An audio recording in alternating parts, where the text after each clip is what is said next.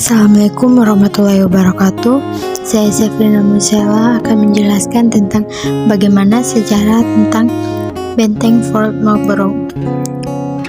Fort Marlborough lokasinya berada di Provinsi Bengkulu, tepatnya di tepi pantai Tapak Padri dan membelakangi Samudra Hindia.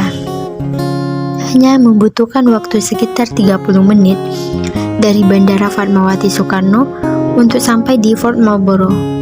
Tempat ini menjadi salah satu wisata favorit di Bengkulu. Wisata sejarah Fort Marlborough di Bengkulu berpotensi menarik minat wisatawan untuk berkunjung dan mempelajari kejadian-kejadian masa lalu yang merupakan jejak perjuangan atau sekedar tempat berfoto ala masa perjuangan. Bentuk keseluruhan Fort Marlborough saat ini, jika dilihat dari view ketinggian, menyerupai penampang tubuh kura-kura dengan bangunan depan berbentuk kepala dan 4 kaki. Selain itu, terdapat sebuah jembatan yang sangat unik, yang mana berbentuk layaknya sebuah ekor yang bisa dilepas pasang melalui pengukitnya. Dan yang paling unik adalah parit penuh jebakan selebar 2 meter, kedalaman 2-3 meter di sekelilingnya. Keindahan Fort Marlborough disertai dengan kisah mistis di dalamnya, mulai dari tahanan yang menulis kisah pilunya, kemudian adanya darah hingga meninggal, sampai penampakan sosok perempuan bule yang mengenakan pakaian putih ala orang Eropa menjelang maghrib di Fort Marlborough ini. Fungsi dari Benteng Marlborough. Benteng Marlborough yang letaknya sangat strategis, yakni di tepi pantai Tapak Padri dan membelakangi Samudra Hindia.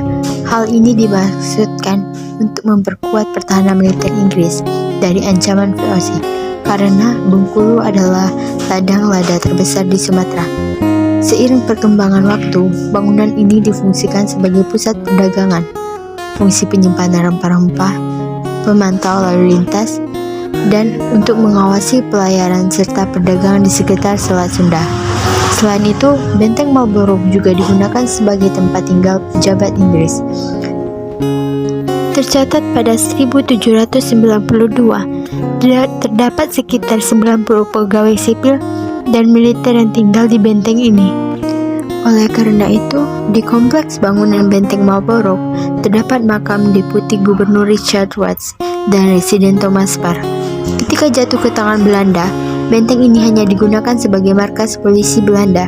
Sedangkan masa penjajahan Jepang, Benteng Marlborough kembali beralih fungsi sebagai baris pertahanan. Setelah Indonesia merdeka, benteng ini dijadikan sebagai markas Polri dan basis pertahanan dalam mempertahankan kemerdekaan Indonesia. Saat ini, Benteng Marlborough masih berdiri kuat dan menjadi salah satu destinasi wisata sejarah yang terkenal di Bengkulu. Benteng Marlborough terletak di sebuah tanah yang agak tinggi, sehingga dapat dengan mudah mengawasi wilayah di sekitarnya. Kompleks bangunan berbentuk kura-kura dengan ukuran mencapai 240 kali 170 meter sebagai basis pertahanan Inggris. Benteng ini dibangun dengan sangat kuat, di mana dindingnya terdiri atas 2 lapis. Tebal dinding luarnya sekitar 3 meter dengan tinggi mencapai 8,65 meter. Sementara tebal dinding bagian dalamnya mencapai 1,8 meter.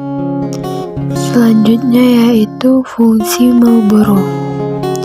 Fungsi Marlborough ini adalah sebagai pemukiman para pejabat EIC saat itu.